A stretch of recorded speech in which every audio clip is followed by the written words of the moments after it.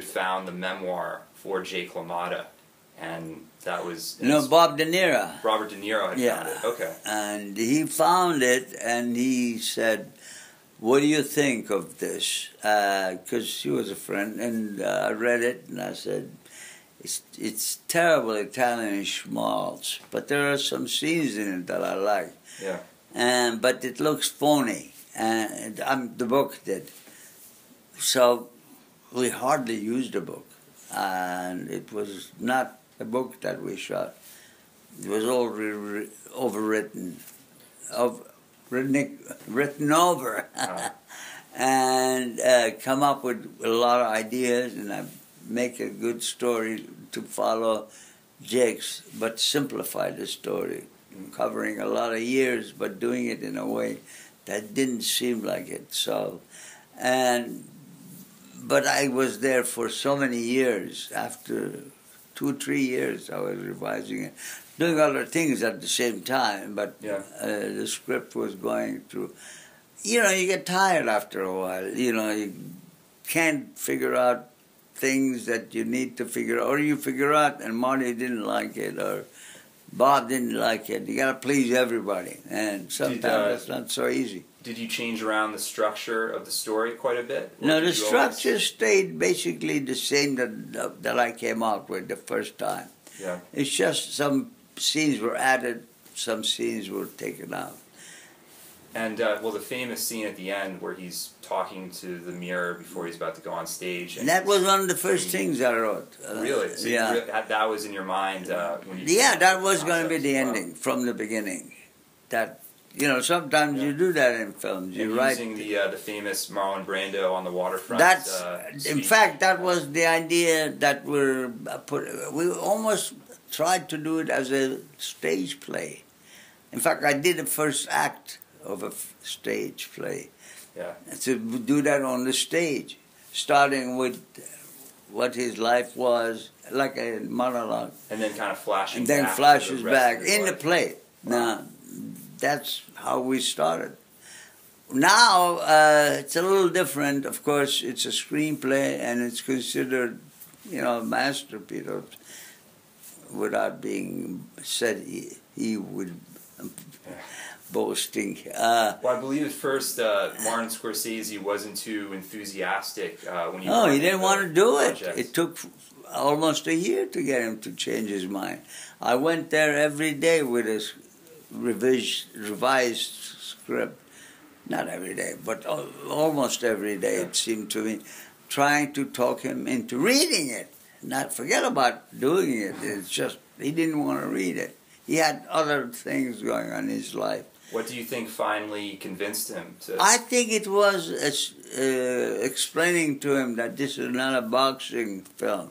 One of the things he didn't like was boxing. Yeah. And he didn't like the whole idea of two people. I said, don't think of it as a boxing movie. Think of it like a Roman gladiators in the old days, where they come out with rich folks sitting all over. And Bob gets hit, and his blood goes over the audience. So you had that visual in mind. That absolutely, yeah. And it's in the movie. Yeah. And that made it seem like it's not about boxing, it's about class of people, various classes of people.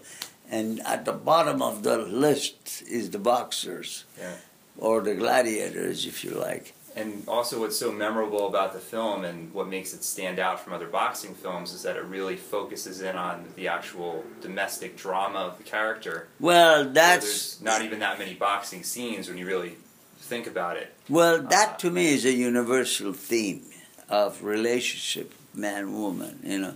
But it's never been done so honestly with so much guts on the floor. Yeah. And that's what made it interesting to people. And, well, it's more common now, but then it wasn't. And did you spend any time with Jake LaMotta when you were writing? Oh, God, did I spend time with Jake LaMotta. And everybody associated characters that were real.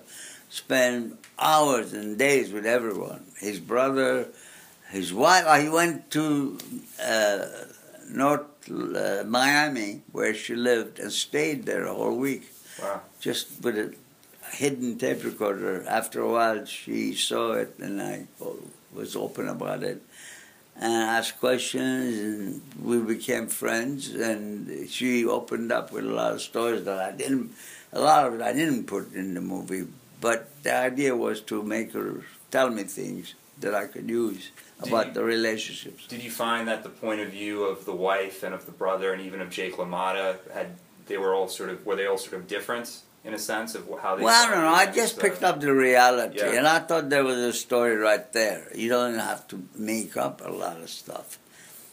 In fact, there was too much. That's always a problem.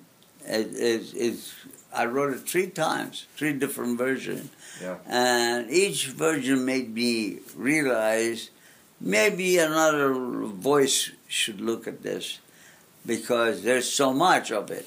You can't just be with something for 2 years and not be tired of it.